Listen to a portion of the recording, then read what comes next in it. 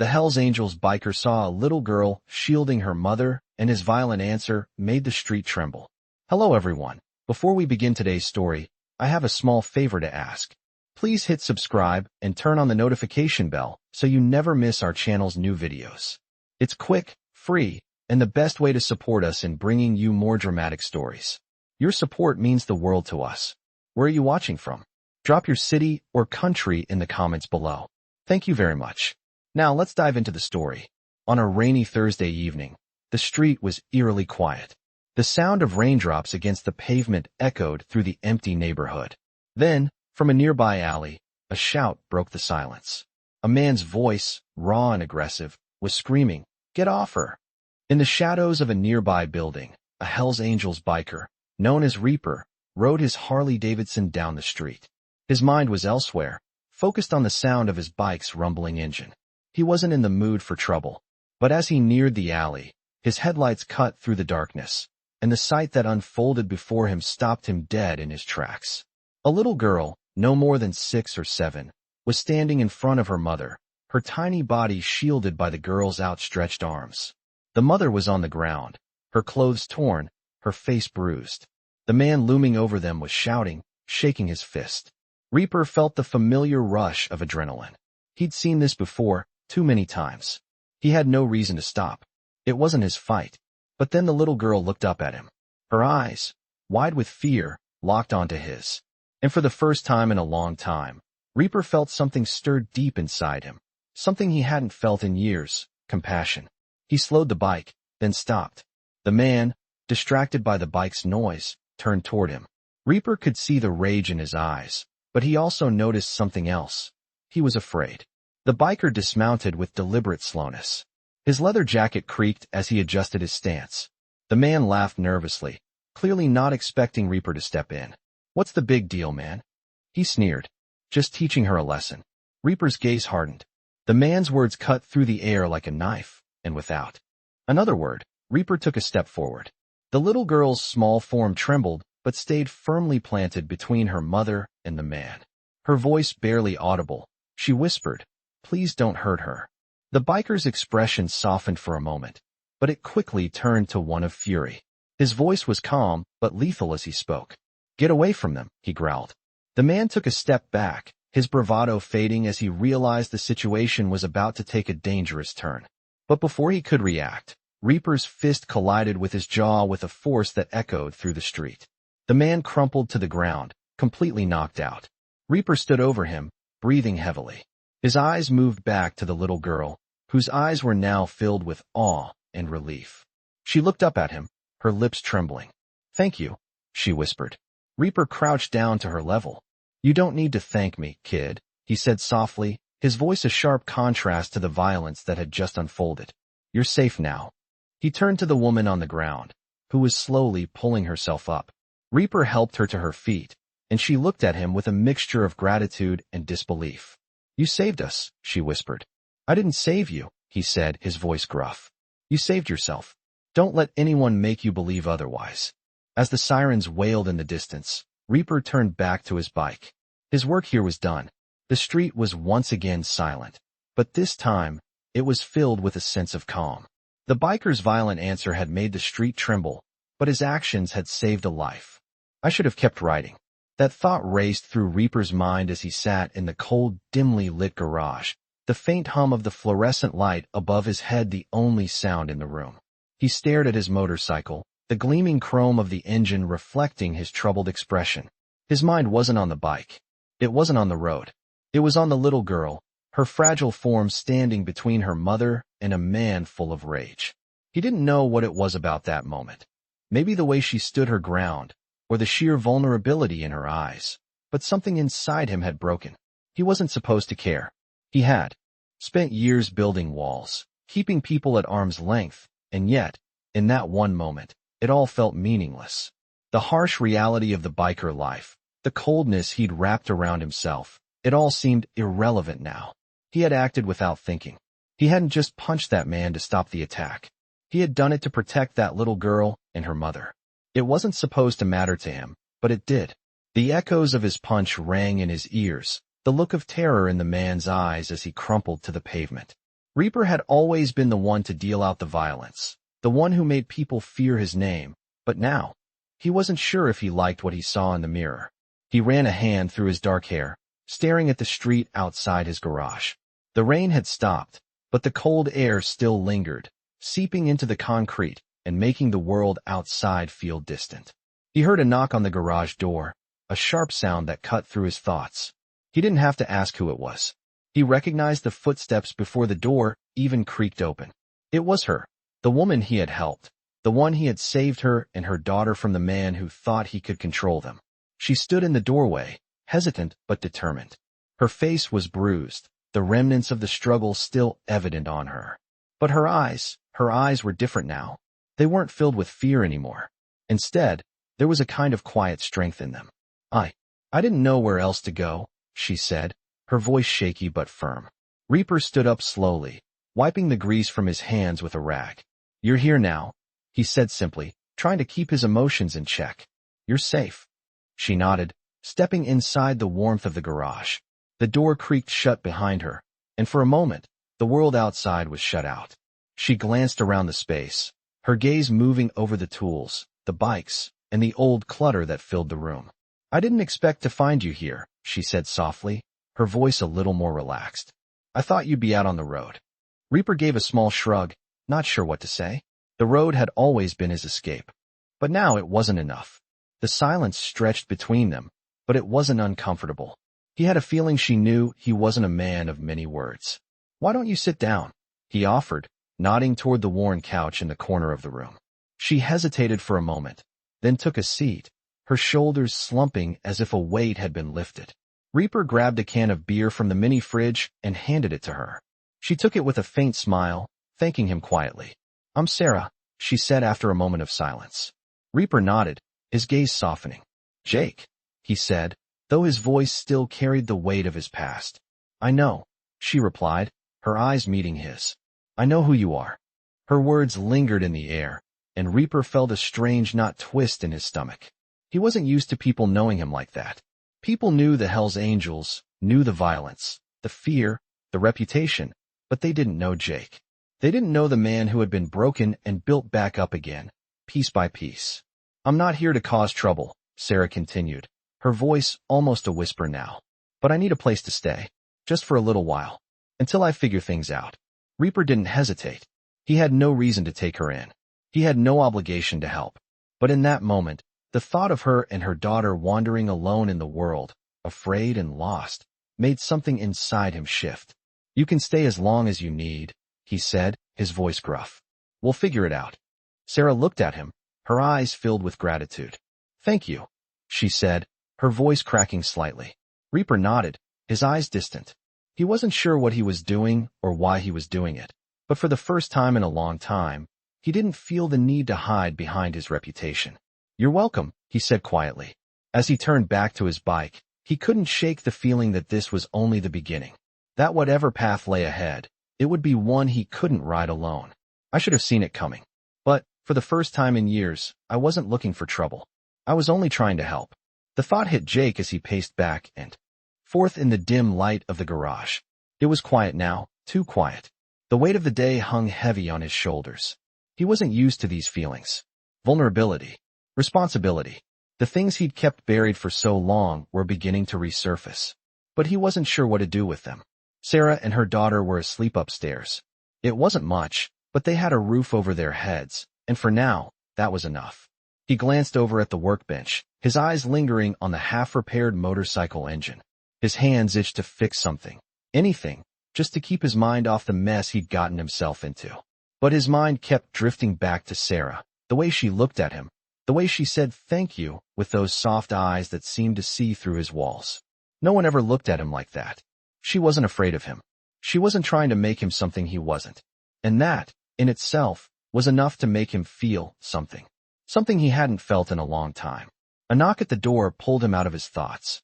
He froze for a second, his heart skipping a beat. It was late, too late for anyone to be here. But he knew exactly who it was before he even opened the door.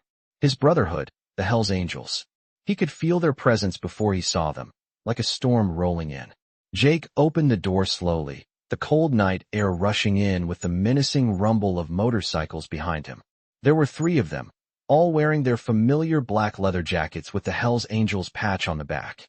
Their eyes were cold, calculating. They knew who he was, but they didn't know what he'd become. "You're taking a hell of a risk, man," one of them, Steele, said with a growl. He was the leader of the local chapter, and the look on his face wasn't one Jake wanted to see. "You know damn well what the club expects from you." Jake didn't respond right away. He let the silence stretch between them. He wasn't ready to explain himself, not to them, not yet. The last thing he wanted was to drag them into this. They had their own lives, their own battles to fight. "It's just temporary," Jake finally said, his voice low. "I'm not looking for a fight. Just trying to help." Steele stepped closer, his boots thudding on the concrete floor. "You know how this works," he said. "You don't just walk away. You don't get to play hero now. The club doesn't take kindly to people who forget where they came from." Jake's jaw clenched, but he didn't back down. He'd spent years living by the club's rules, and he had the scars to prove it. But he wasn't that man anymore. Not completely. "I'm not playing hero," Jake said firmly. "I'm just trying to do the right thing for once." Steele narrowed his eyes, and for a moment, Jake wondered if his past would catch up to him. "The right thing?" Steele repeated, a dark smile spreading across his face. "You think they'll thank you for that? The club doesn't care about right or wrong. We only care about loyalty. You owe the club. You owe me." The words hit Jake harder than he expected. Loyalty. That's what it always came back to. But the loyalty Jake had once given without question now felt like a chain around his neck. He wasn't sure where his loyalties lay anymore. He wasn't sure where he belonged. "I'm done with the club," Jake said quietly, the words feeling heavier than he anticipated. "I'm done with that life." The silence in the garage was deafening. Steele stared at him, as if waiting for him to take the words back. But Jake stood his ground. He wasn't afraid anymore. "You can't just walk away, man," Steele said, his voice tight with warning. "You don't get to choose when it ends." Jake shook his head slowly. "I already made my choice," he said. The finality in his tone left no room for argument. "I'm not going back." Steele looked him up and down, his gaze hardening. He clearly wasn't used to being defied. "You know where that leads," he said, his voice low and dangerous. Jake didn't respond. He didn't need to. The warning was clear. If Jake chose this path, there would be no turning back. The Hells Angels would never let him go without a fight. But Jake wasn't afraid of the fight. Not anymore. He wasn't afraid of losing everything he'd known, because he knew now that there were more important things than the past. And for the first time in years, he was ready to fight for something else. He turned away from Steele and his crew, heading back into the garage. "I'll be here when you get back," Steele called after him, but Jake didn't look back. He wasn't coming back. And deep down, Jake knew that this was the beginning of something new. Something he couldn't run from, no matter how much he tried. The road ahead was uncertain, but for the first time in a long time, Jake wasn't afraid to face it. "I have made my choice, and now it was time to live with it." Jake felt the weight of the decision settle on his shoulders as he watched the headlights of Steele's bike fade into the distance. The silence in the garage was deafening, but it was the kind of silence he had longed for. The noise of the club, the pressure to conform, the expectations that had followed him for years, they were all gone now. It felt strange, like stepping into a new life. For the first time in a long time, Jake felt free. But freedom didn't come without its price. The tension in the air, the heavy weight of what he had just done, lingered with him. He glanced up at the old motorcycle in front of him, the one he had been working on for weeks. It was a reminder of who he was, of the work he had done with his hands, the work he had done to keep his mind occupied when his soul felt lost. But now, it was just a bike in a garage, no different from any other. The sound of footsteps upstairs snapped Jake out of his thoughts. It was Sarah. He had been expecting her to come down. After the confrontation with Steele, it was hard to avoid the reality of what was happening. He wasn't sure what Sarah thought of all this, of his decision to walk away from the club, from the life he had known. But there was something in her eyes when she looked at him earlier, something that made him feel like he was doing the right thing. When Sarah appeared at the bottom of the stairs, her eyes were still filled with that quiet strength. She had been through enough to know when something wasn't right, and she could see the change in him. "Jake," she said softly, her voice gentle, but firm. "Are you sure about this?" Jake turned to face her, the weight of her question heavy in the air between them. I have to be, he said, his voice steady. I can't keep living the way I was. Not anymore. Sarah stepped forward, her expression softening as she studied him. I know it's not easy, she said, but you don't have to do it alone. Her words hit him harder than he expected. He had always been used to being alone, to handling things on his own. But in that moment, he realized how much he had been missing. For the first time, he wasn't just fighting for himself. He was fighting for something bigger, something worth living for. I'm not alone, Jake replied quietly, meeting her gaze. Not anymore. Sarah nodded, a small smile tugging at the corners of her lips. Good, she said, because we're in this together. The sound of motorcycles roaring down the street interrupted the moment, bringing Jake back to reality. He walked over to the window and peered outside. The sight of Steele and his crew pulling up to the front of the garage sent a rush of adrenaline through his veins. It wasn't over. Not yet. They had made their point, but Jake knew that leaving the club wasn't going to be as easy as just walking away. Steele and the others weren't going to let him go without a fight. He could feel the tension in the air, thick and suffocating. Sarah walked over to stand beside him, her presence grounding him. She didn't say anything, but he could tell she was ready for whatever came next. The footsteps outside grew louder, and the door to the garage creaked open. Steele stepped inside, followed by two other bikers. The air between them was thick with hostility. You think you can just walk away, Jake? Steele's voice was low, dangerous. You think you're done with us? Jake didn't answer right away. He didn't need to. He could feel the heat of the moment building, the tension that was about to explode. He stood his ground, his fists clenched at his sides. I'm done, Jake finally said, his voice calm but firm. I'm done with the violence, the fear. I'm done with the club. Steele's eyes narrowed. You're making a mistake, he said. You're walking away from everything you've worked for. Everything you've built. Jake shook his head slowly. I've built nothing but destruction, he said quietly. And I'm not going to build any more. Steele took a step forward, his boots thudding against the concrete floor. You think you can just leave like that, he sneered. You're a Hell's Angel. You don't get to walk away. Jake's fists tightened, but he didn't back down. I already have, he said, his voice low. And you can't make me go back. Steele looked like he was about to say something else, but then he paused. He studied Jake for a long moment, as if weighing his options. Finally, he nodded. You've made your choice, he said, his voice tinged with disappointment. But remember, Jake, you'll always be one of us. No matter how far you run, no matter what you do, you'll never be free. Jake didn't respond. He didn't need to. The truth was, Steele was right.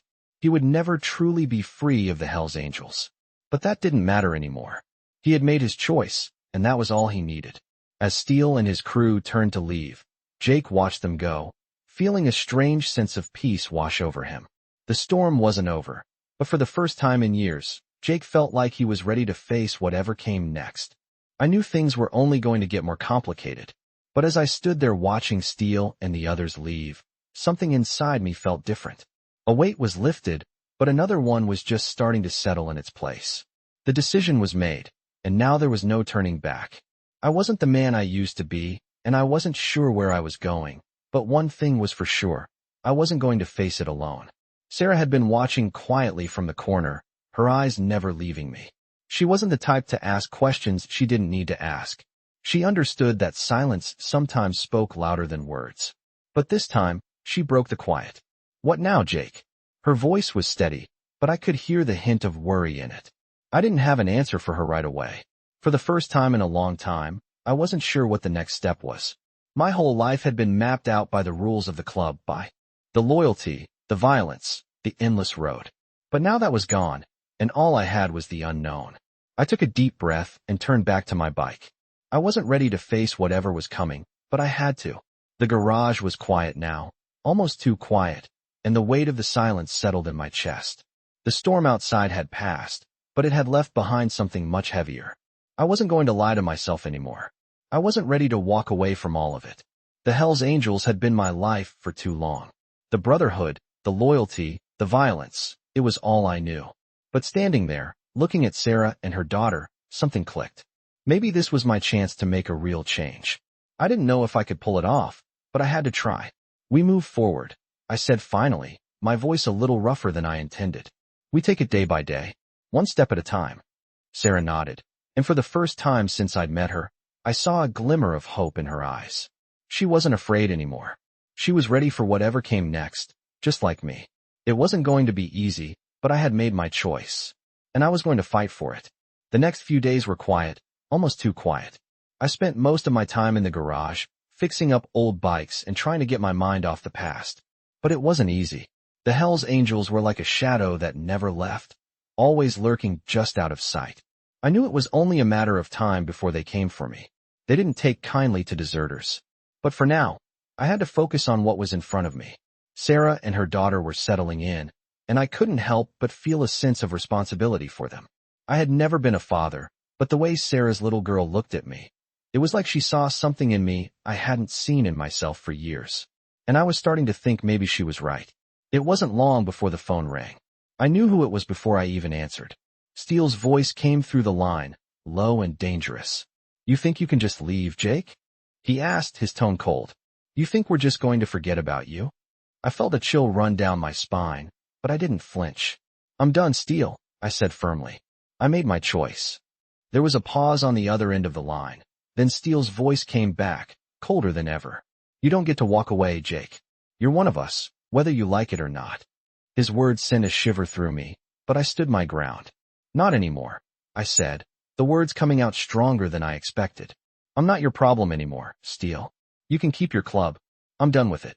Steele didn't respond right away, and for a moment, I thought maybe he was going to back off.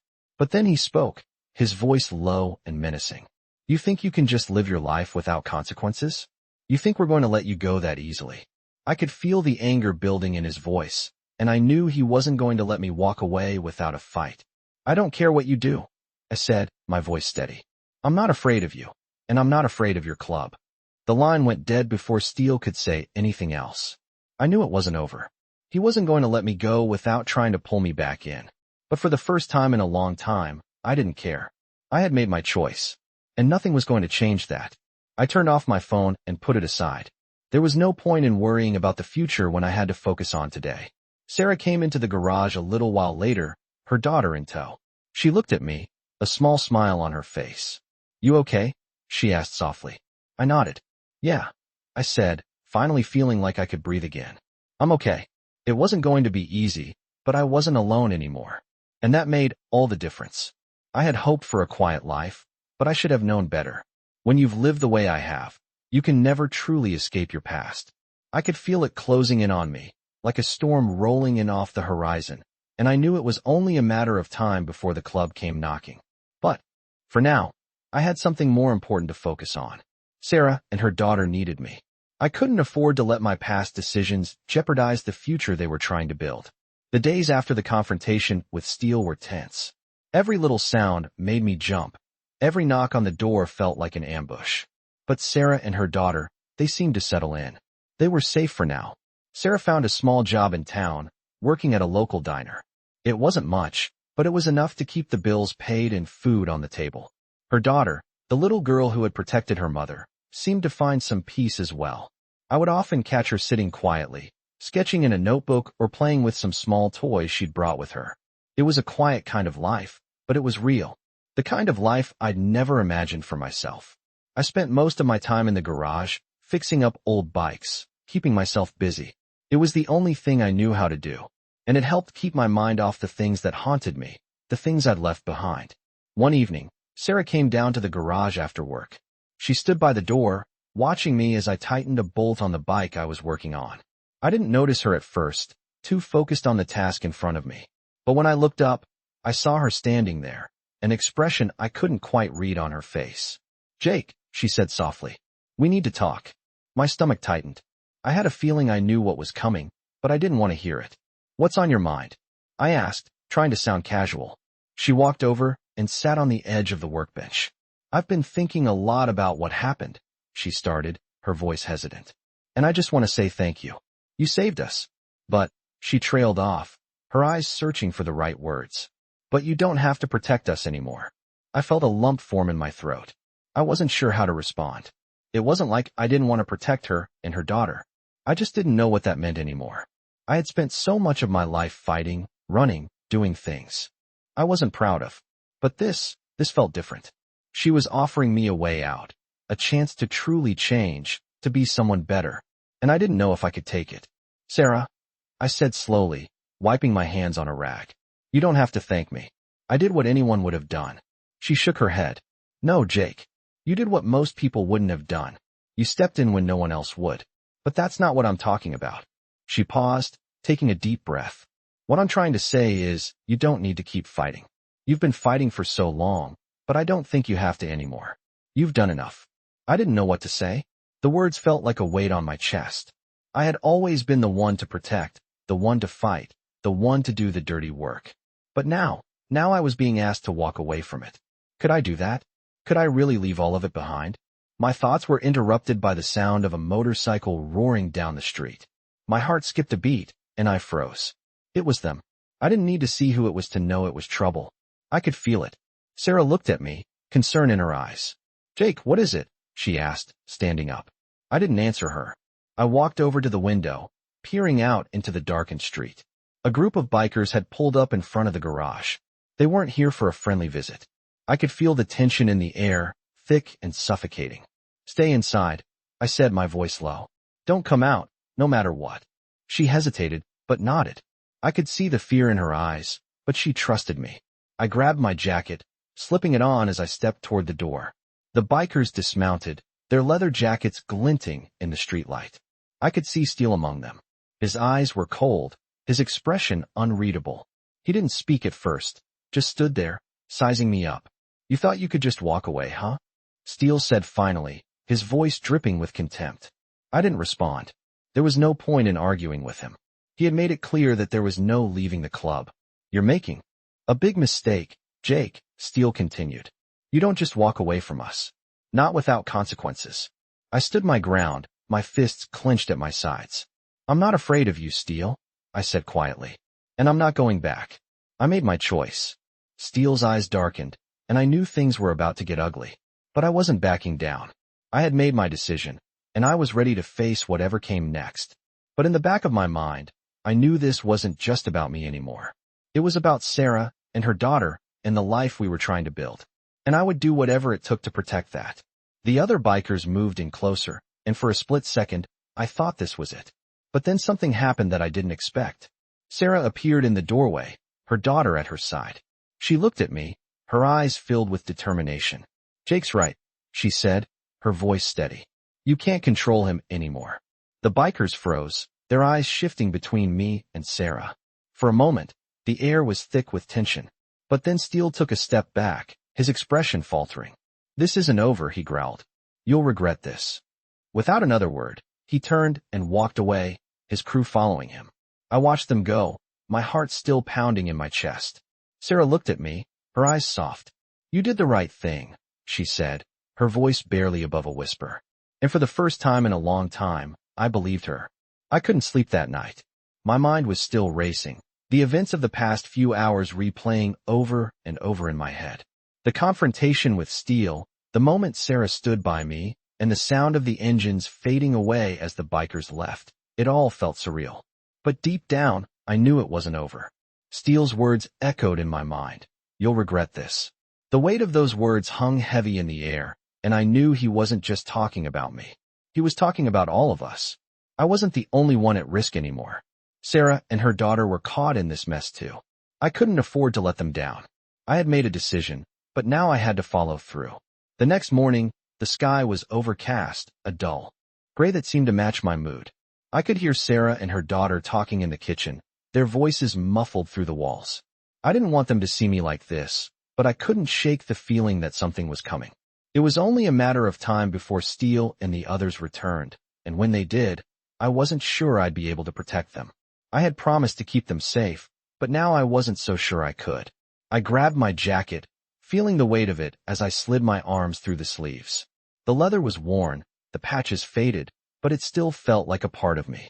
I wasn't ready to give up on who I was, not yet. But I also wasn't going to let my past destroy the future I was trying to build. I stepped outside, the cold air biting at my skin. The world was quiet, the kind of quiet that only comes after a storm. But it wasn't just the weather that was quiet. It was everything.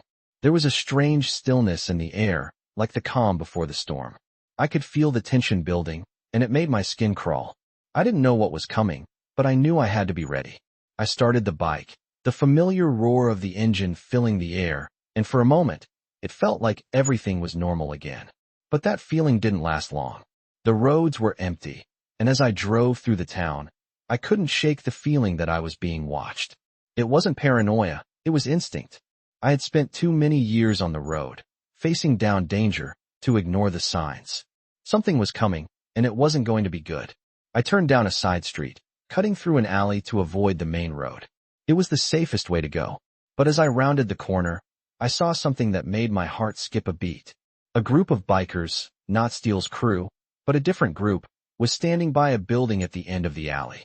They were talking, their voices low and tense. I could see the patches on their jackets, different chapter, but still the same symbol. Hell's Angels. It wasn't just a club anymore. It was a brotherhood, and once you were in for life. I knew I wasn't going to make it out of this without some kind of reckoning. I slowed the bike, taking a deep breath before I cut the engine. The men didn't notice me right away, too busy talking among themselves. I could hear bits and pieces of their conversation, but I couldn't make out the words. I was too far away, but I didn't need to hear their words to know what was happening. They were looking for me. I was their problem now, and they were going to make sure I couldn't slip away unnoticed. I stepped off the bike, my boots hitting the pavement with a quiet thud. I wasn't going to run. Not anymore. I had made my stand. I wasn't going to let them come after me and my family. I walked toward them, my eyes fixed on the leader of the group. He was older, his face weathered by years of hard living. But there was something about him that told me he was still a force to be reckoned with. He saw me coming, his eyes narrowing as I approached. He didn't say anything at first, just watched me, sizing me up. "You're Jake, right?" he asked, his voice rough but calm. "I am," I said, my voice steady. "What's this about?" The man stepped forward, his gaze intense. "We don't like deserters," he said flatly. "You walked away from the club. That's not something we take lightly." I didn't flinch. "I'm done," I said, my voice firm. "I'm not going back." The man smiled, but it wasn't a friendly smile. It was the kind of smile that told you there was no good way out of this. "That's what they all say," he muttered. "But it doesn't matter what you want. You've made your bed. Now you're going to lie in it."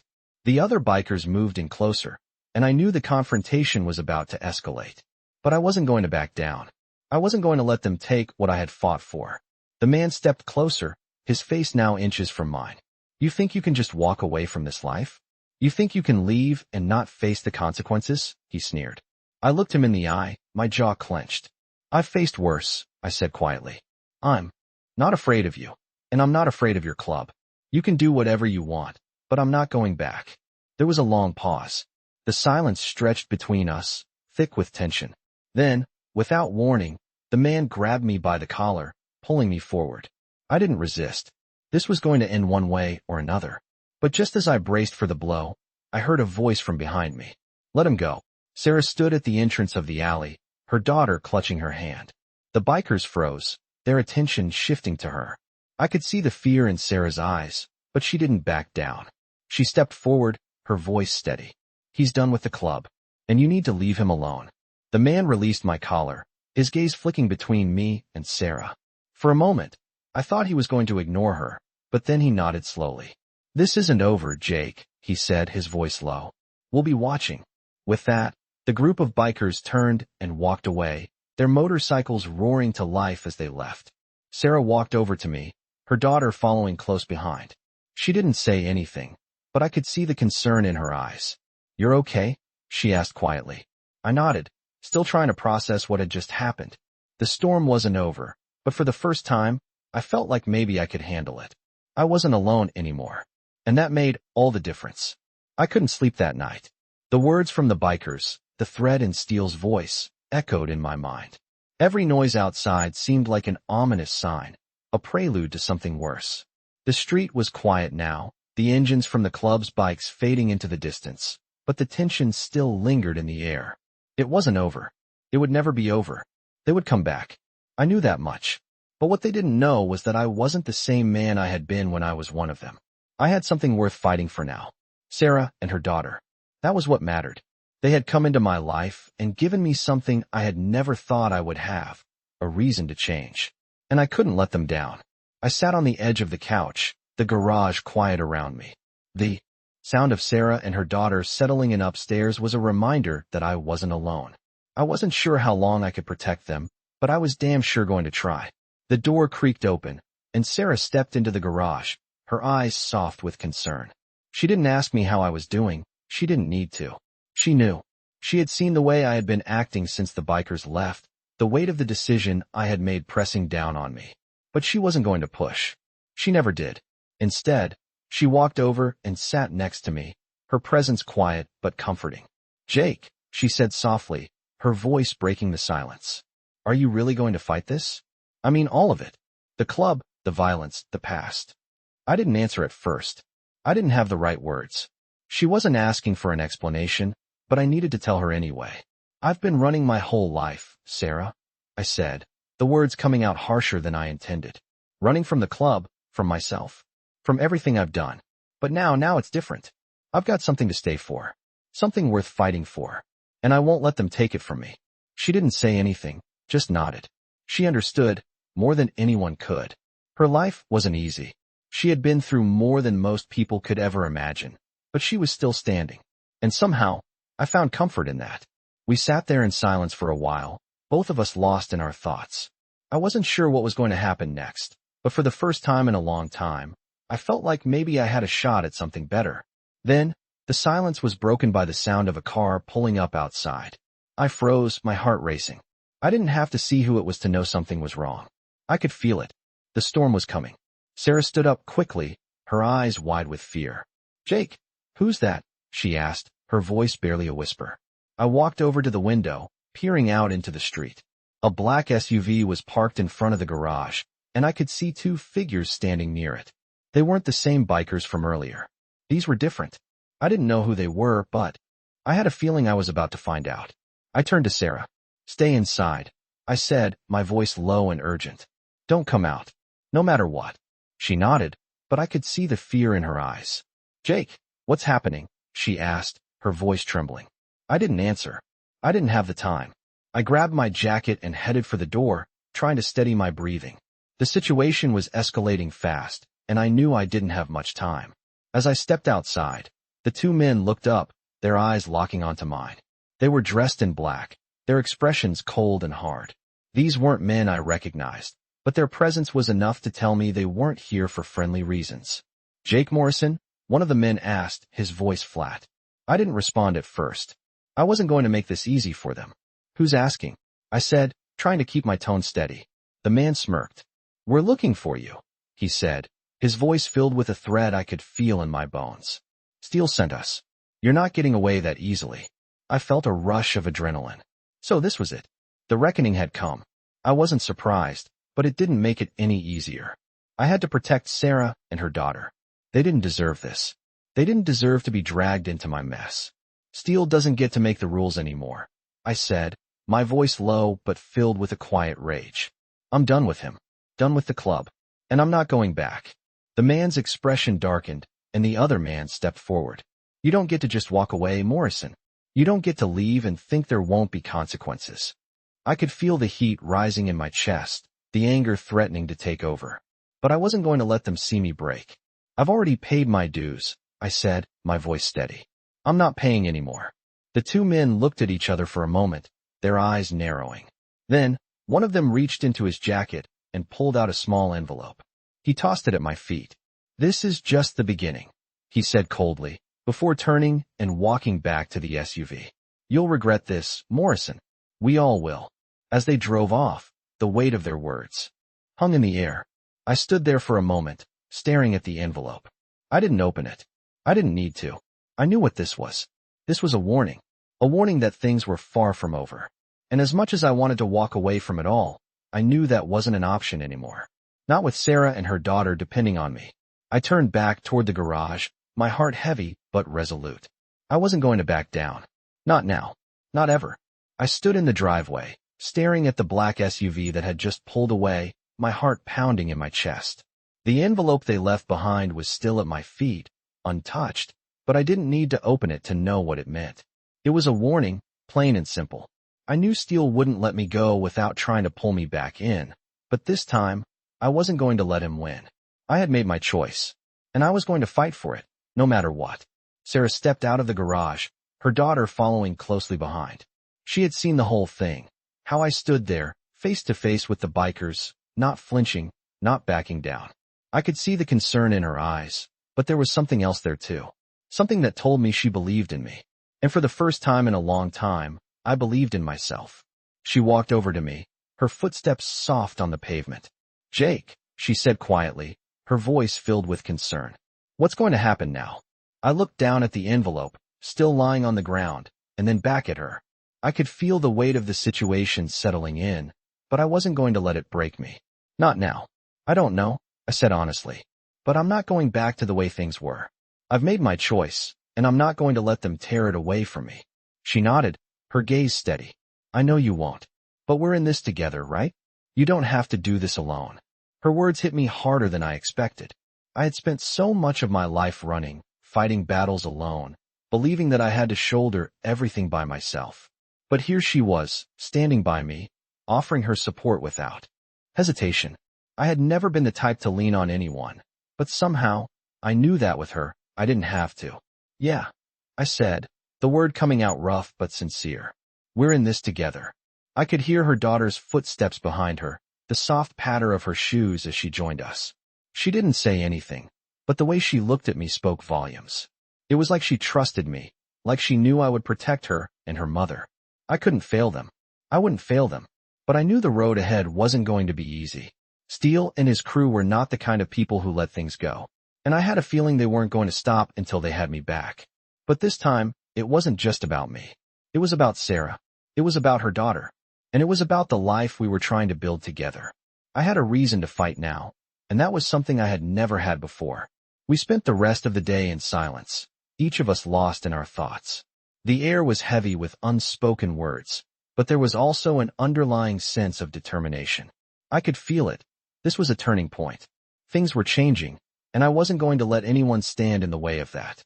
As night fell, I sat in the garage, the engine of the bike running smoothly beneath my hands. I didn't know what tomorrow would bring, but for the first time in a long time, I wasn't afraid. I was ready. The sound of a motorcycle engine approaching made me stiffen. I didn't have to see who it was to know it wasn't Steele. This wasn't about them anymore. Whoever was on that bike had nothing to do with my past. I walked out of the garage, my boots thudding softly on the concrete as I moved toward the driveway.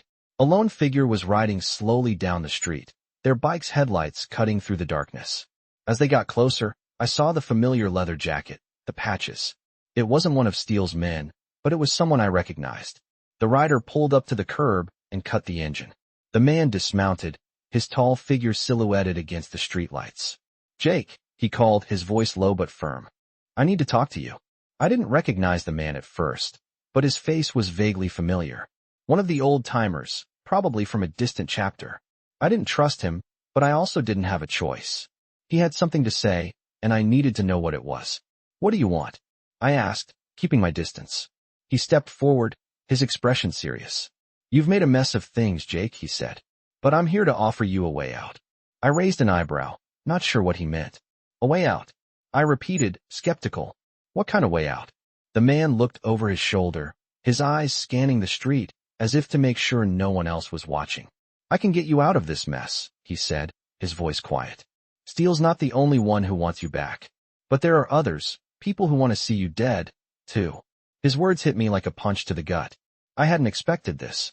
I knew the club was dangerous, but this felt different. There was something more to it. "I'm not interested in your deal," I said firmly, trying to hide the fear that was creeping up in my chest. "I've made my choice." The man shook his head slowly, as if he already knew what I was going to say. "You don't have much of a choice, Jake," he said quietly. "Not anymore." I could feel the tension building between us, the air thick with the weight of his words. "What are you saying?" I asked, my voice low. He looked at me for a long moment, then turned his back on me, heading toward his bike. "I'm saying you have two options," he said, pausing before getting back on the bike. "You fight, or you run. But make no mistake, Jake, there's no going back." With that, he mounted his bike and revved the engine, disappearing into the night before I could say another word. I stood there in the dark, my mind racing. There was no going back, no matter how much I wanted to. I had already made my choice. And now, I had to live with it. I stood there in the quiet of the night, the words of the stranger still echoing in my mind. You fight or you run. I had made my choice, but the weight of that decision was heavier than I expected. There was no easy way out. I couldn't just ignore what he had said. There was no turning back now. I had drawn the line in the sand, but I had no idea how long it would hold. Sarah and her daughter were inside, safe for now, but I couldn't keep them safe forever if the Hell's Angels came looking for me. I knew the game was just beginning. The tension was thick in the air, and I couldn't shake the feeling that I was being watched. The weight of their eyes was always there, even when they weren't around. The club had a way of making you feel like you were always on their radar, even when you thought you were free. But now, I wasn't just running from them. I was running towards something. A new life, a new purpose. And that scared the hell out of me. The next morning, I woke up early, the sun barely peeking over the horizon. I went into the garage, not because I wanted to fix something, but because I needed to keep busy. The bike sat in front of me, its engine silent, but in my mind, it was roaring. I needed to stay sharp, to keep my hands moving, to avoid thinking about what was coming. I didn't know how long I had, but I knew it wouldn't be long before the club came back for me. The sound of the door creaking open behind me made me stiffen, but I didn't look up. It was Sarah, standing in the doorway with a hesitant look on her face. She was holding a cup of coffee, and I could see the concern in her eyes. She didn't have to say anything. I knew what she was thinking. I wasn't the same man I used to be, but the club wasn't going to just let me go without a fight. I had made my decision, but it was harder than I thought it would be. Jake, Sarah said softly, her voice calm but filled with concern. You don't have to do this alone. I didn't respond right away. I knew what she meant. She was trying to reassure me, trying to make me believe that everything would be okay. But deep down, I knew the truth. Things were never going to be okay. I had lived too long in the shadow of violence, too long in the world of the Hell's Angels. It was too late to change that. I looked at her then, finally meeting her gaze. I know, I said quietly, my voice rough. But I have to do this. I can't let them come for you.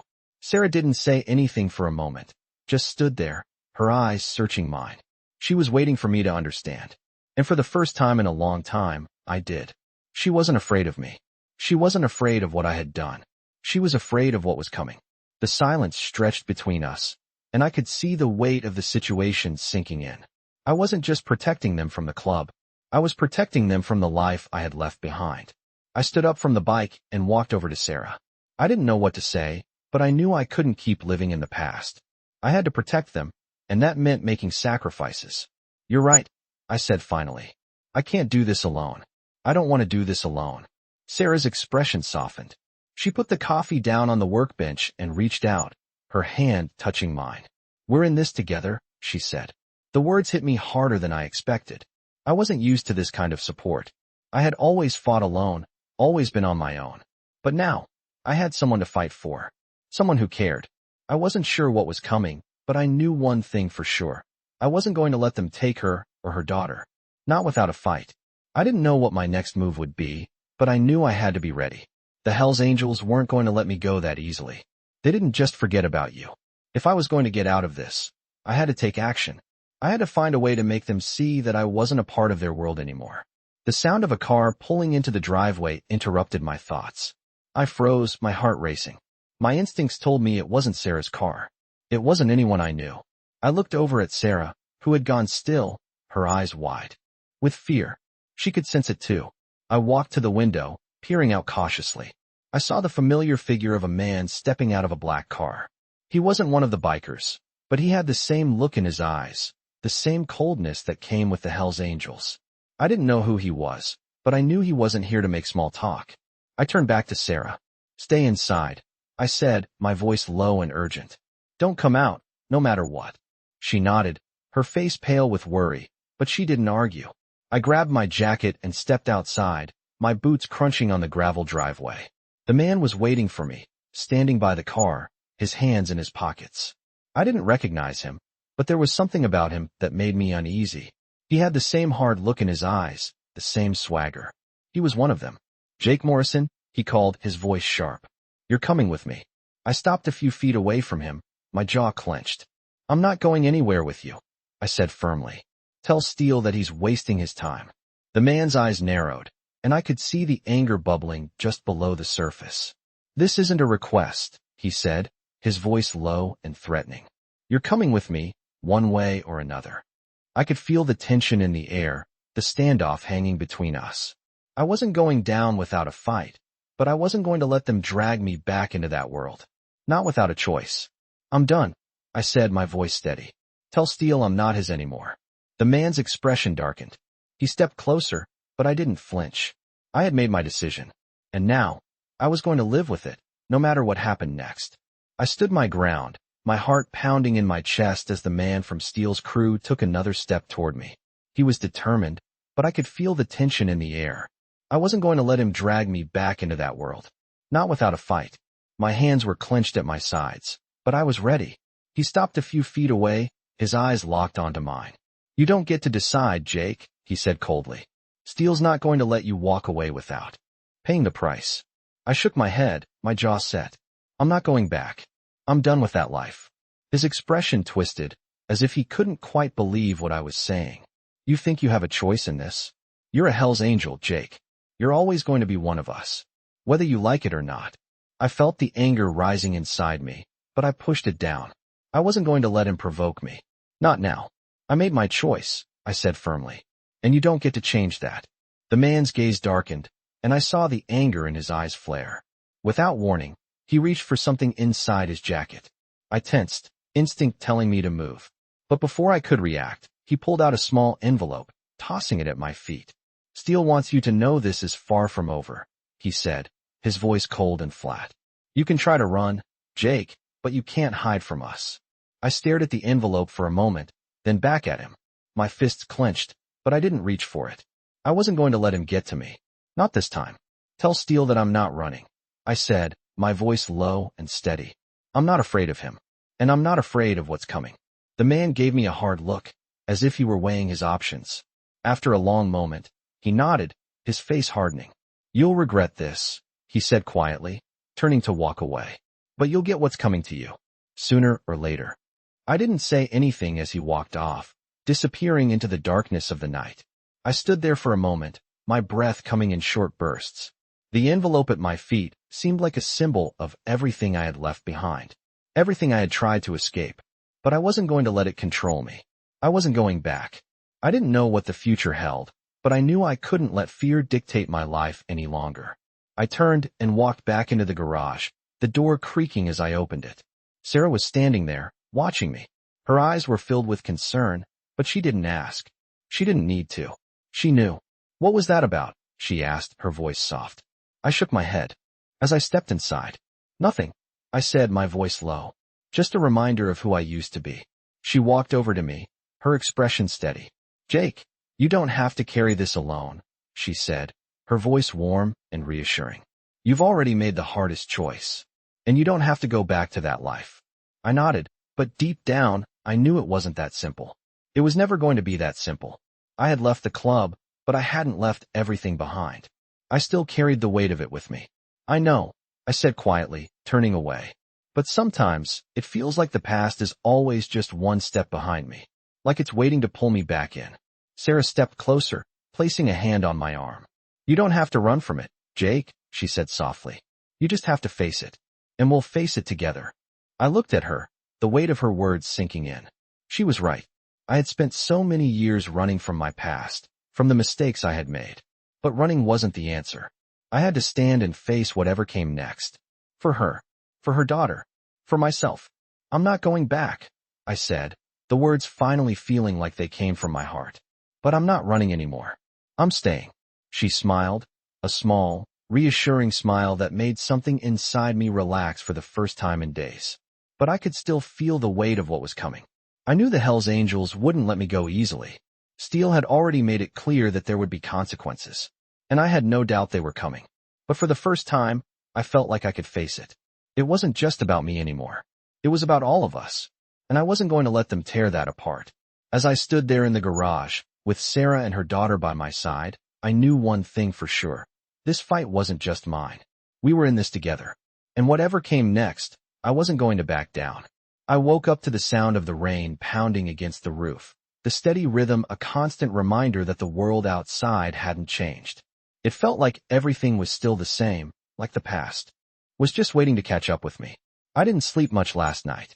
Every time I closed my eyes, I saw Steele's face, the anger in his eyes, the way he told me there was no going back. I didn't care. I had made my choice, and nothing was going to make me go back. Not for the club. Not for anyone. I got up, rubbing my face as I walked over to the window. The rain had turned the street into a river, but I could see a shadow moving in the distance. My heart skipped a beat. I didn't recognize the car, but I knew it wasn't good. I grabbed my jacket and stepped outside, the air thick with tension. As I reached the driveway, I saw the car pull up in front of the house.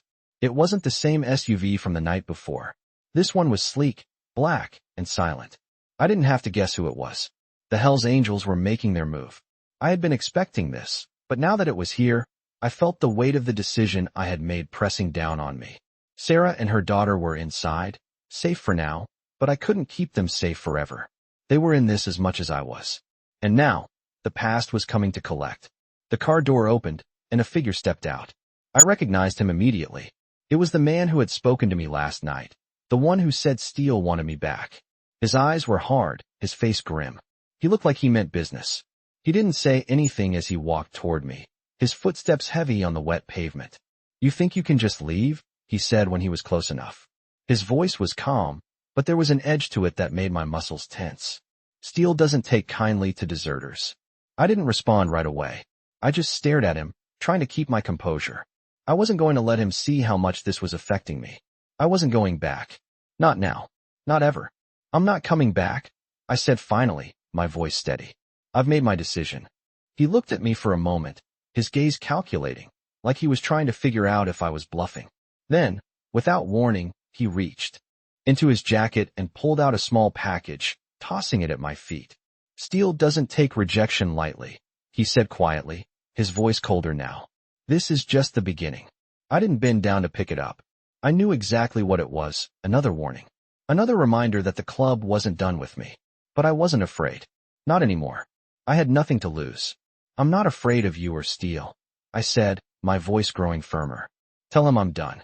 The man stared at me for a long moment, his eyes dark with frustration. Then, without a word, he turned and walked back to the car, disappearing into the rain. I watched them leave, my heart pounding in my chest, but I didn't move. This wasn't over. It was just beginning. I turned and walked back into the house, feeling the weight of the situation pressing down on me. Sarah was standing in the doorway, her face pale, her eyes wide with concern. "Jake," she said softly, "what happened?" I looked at her, trying to hide the worry that was creeping up inside me. "It's nothing," I said, my voice a little more strained than I intended. "They're not giving up, but neither am I." She didn't say anything, just stepped aside to let me in. I could see the worry in her eyes, but I knew she trusted me. She had to. We were in this together, whether we liked it or not. I went into the kitchen, trying to focus on something else, anything else, to take my mind off what was coming. But it wasn't that easy. I knew I had a target on my back, and sooner or later, they would come for me again. The Hells Angels didn't let things go, and they weren't going to let me walk away without making sure I paid the price. But this time, it wasn't just about me. It was about Sarah and her daughter. They were part of my life now, and I wasn't going to let anyone take them away from me. The door creaked open behind me, and I turned to see Sarah standing there, her daughter clinging to her side. I could see the fear in their eyes, but I also saw something else. Something stronger. They weren't afraid of what was coming. They were ready to face whatever came. "Next, Jake," Sarah said, her voice steady but filled with concern. "We need to talk." I didn't know what to say, but I knew I couldn't keep hiding from this. The past was coming for us, and I had to face it. "I know," I said quietly, my voice thick. "But whatever happens, we'll face it together." She nodded, her expression softening. "Together," she said, her voice barely above a whisper. For the first time in a long time, I believed her. The road ahead wasn't going to be easy, but as long as we were together, I knew we could make it through. Whatever the Hells Angels had planned, I was ready to fight. For Sarah. For her daughter. For me. I had been expecting something like this, but it still hit harder than I thought it would. The knock on the door was soft but insistent, and for a moment, I stood frozen, my mind racing through every scenario. every possible outcome. I knew who it was without having to ask. It was only a matter of time before the Hells Angels came for me, and I couldn't run anymore. I couldn't hide. Not with Sarah and her daughter here. Not with everything I had fought for in the balance. I had made my choice, but now it was time to face the consequences. I took a deep breath and walked to the door, my hands cold despite the warmth of the house. When I opened it, I saw him standing there, Steele. His face was unreadable, but the coldness in his eyes told me everything I needed to know. He was here to collect, to make sure I didn't slip away again.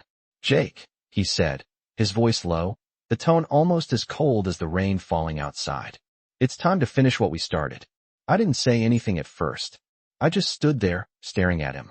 I had always been loyal to the club, always done what was expected of me, but now, as I looked at Steele, I realized just how much I had lost. My past wasn't just chasing me. It was threatening to take everything I had left. Sarah and her daughter were behind me, and I could feel the weight of their eyes on me. I wasn't going to let them take me away from them. Not again. "I'm done, Steele," I said. Quietly, my voice firm but steady. "I'm not going back to the club." Steele's eyes narrowed, and I could see the anger flickering just beneath the surface. "You think you can just walk away like that?" he asked, his tone sharper now. "You think you can leave us behind, leave your brothers behind, and not face the consequences?" I didn't flinch. I had already made my decision. "I'm not your brother anymore," I said, each word heavier than the last. "I'm done with that life." Steele stood there for a moment, sizing me up, and I could tell he was weighing his options. He wasn't going to let me go easily. I knew that, but I also knew I couldn't back down now. "This isn't over, Jake," he said finally, his voice colder than before. "You'll regret this. We all will." He turned and walked back to the car, his boots heavy against the concrete. The sound of the engine starting felt like a final warning. I stood there, watching as he drove off into the rain, the weight of his words still hanging in the air. I didn't feel the relief I thought I would. Instead, the fear and uncertainty only grew. This wasn't over. I knew it. But I couldn't think about that now. I had to focus on what mattered, on Sarah and her daughter. I turned and walked back into the house, the door creaking behind me. Sarah was standing in the hallway, her eyes wide with concern. "Jake," she said, her voice soft. "What happened? What did he want?" I shook my head slowly, trying to push the tension from my shoulders. "He just wanted to remind me of who I used to be," I said, my voice quieter than I intended. "He wanted me to come back. But I'm not going." Sarah stepped closer, her hand gently brushing my arm.